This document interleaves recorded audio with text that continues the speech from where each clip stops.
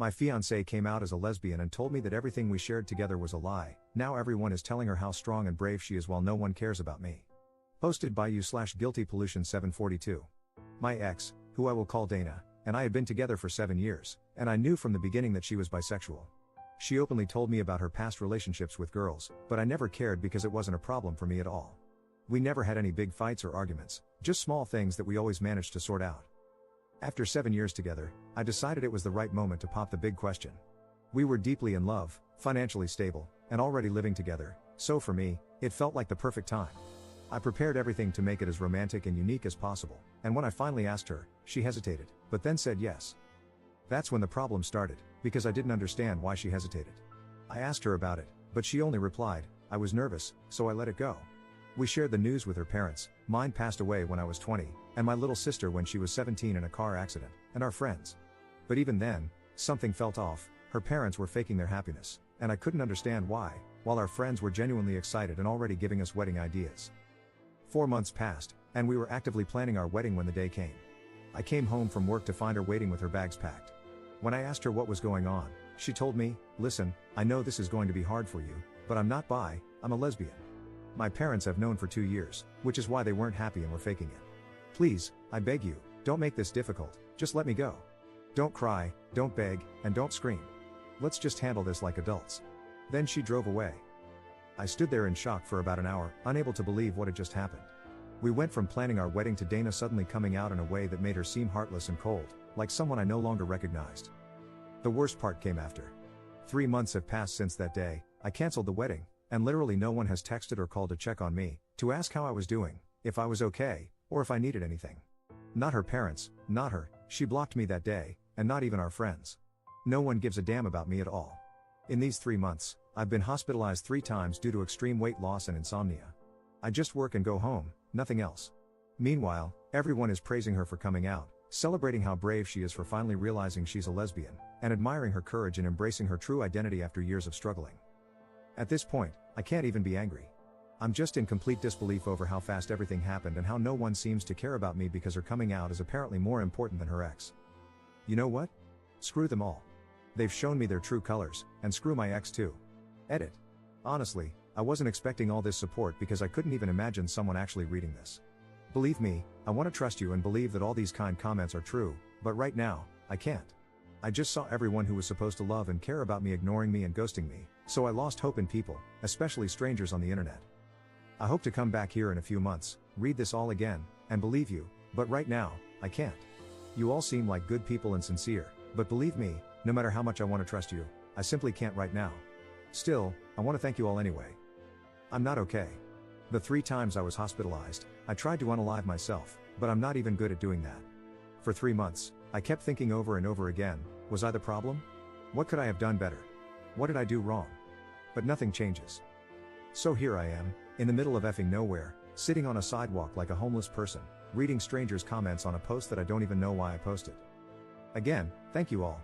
Update 2 days later. So here we go again, but this time it's more painful and shocking at the same time because a lot has happened today and last night. Like some of you folks said, somehow one of my ex-friends saw my post on TikTok, and the absolute mess started, and it's still going on right now.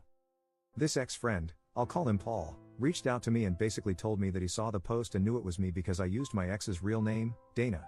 He was shocked to learn what really happened because apparently, Dana had told my ex-friends that she came out to me as a lesbian and that I tried to lay hands on her and threatened her. She also told them not to contact me again.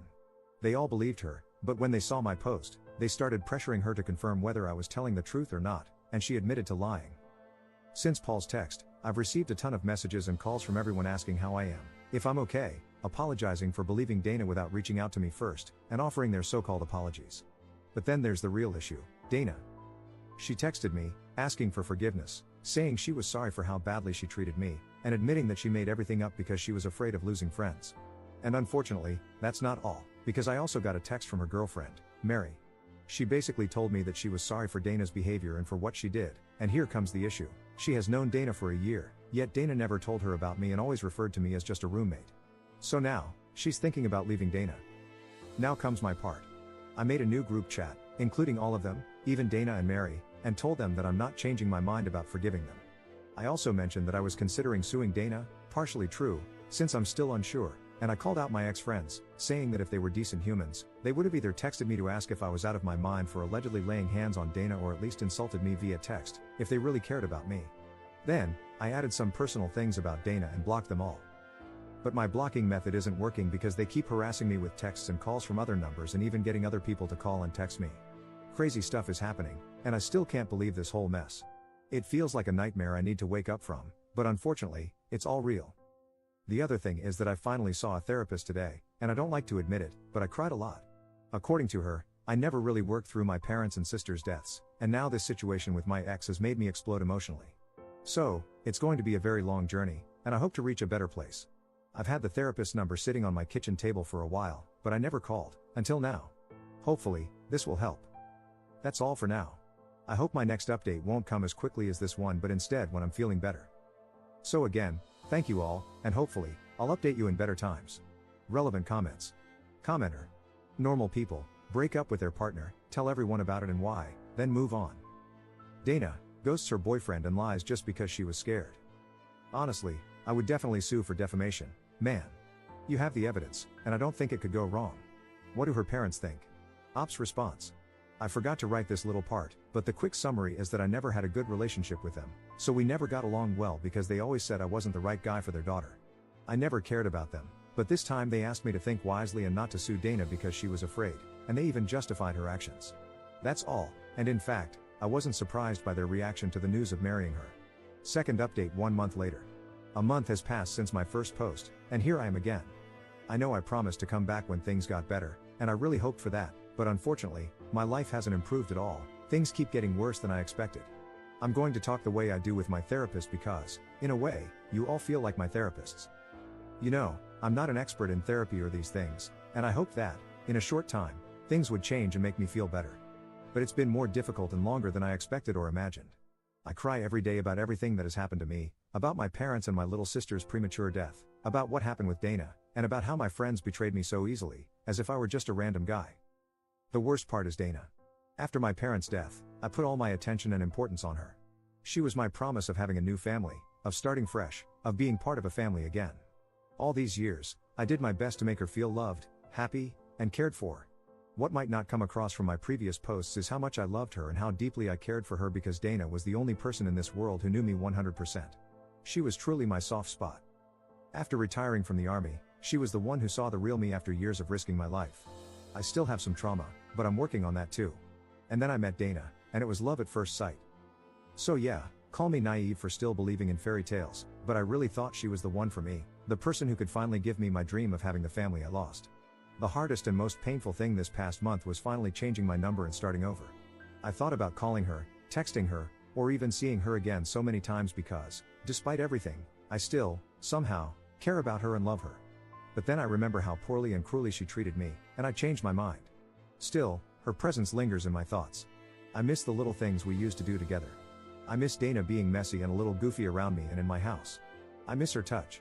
Coming home from work and just seeing her made all my stress and bad emotions disappear in an instant. But aside from all that, a few good things happened this month. I got the promotion I had been working so hard for, even if it came at the worst moment of my life. My boss gave me 3 weeks of forced vacation because he's worried about my mental health and how I've been working day and night without doing anything else.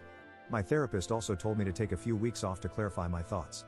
I'm also looking for another house near my work because my current home isn't a positive environment, in my therapist's words, and because I need a drastic change. So that's where things stand. Unfortunately, I still have suicidal thoughts, but I'm working on it, even though I know it will take time. That's everything. I don't think I'll post anything else from now on because, fortunately, I don't have much else to say about my situation, other than thank you all for your support and private messages. So, thank you, everyone.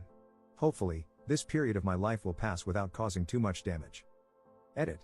My ex-friends never contacted me again, and neither did Dana, so I have no idea what's going on with them. And honestly, I don't care. Third update 2 weeks later. Hello, people. Don't worry, I'm still alive. According to my therapist, I can use this little place to vent about my thoughts, the things that happened to me, and updates about my life, so here I am. I'm not very good with Reddit, so I hope I'm doing things the right way. Like I said in the title, yesterday I had a strange meeting with Mary, and it turned out better than I expected. I was at a bar in my city, waiting in line to order when Mary recognized me, and we started talking. I offered her a cup of coffee, and we chatted a bit about our lives, how things are going, and all that stuff. I must admit she seems like a sweet and kind girl. She immediately asked me if I was mad at her for what happened with Dana, but I assured her that she wasn't the problem at all because she didn't know about me as Dana's ex-boyfriend. Mary said I seemed much better now compared to almost 2 months ago, and she was happy for me.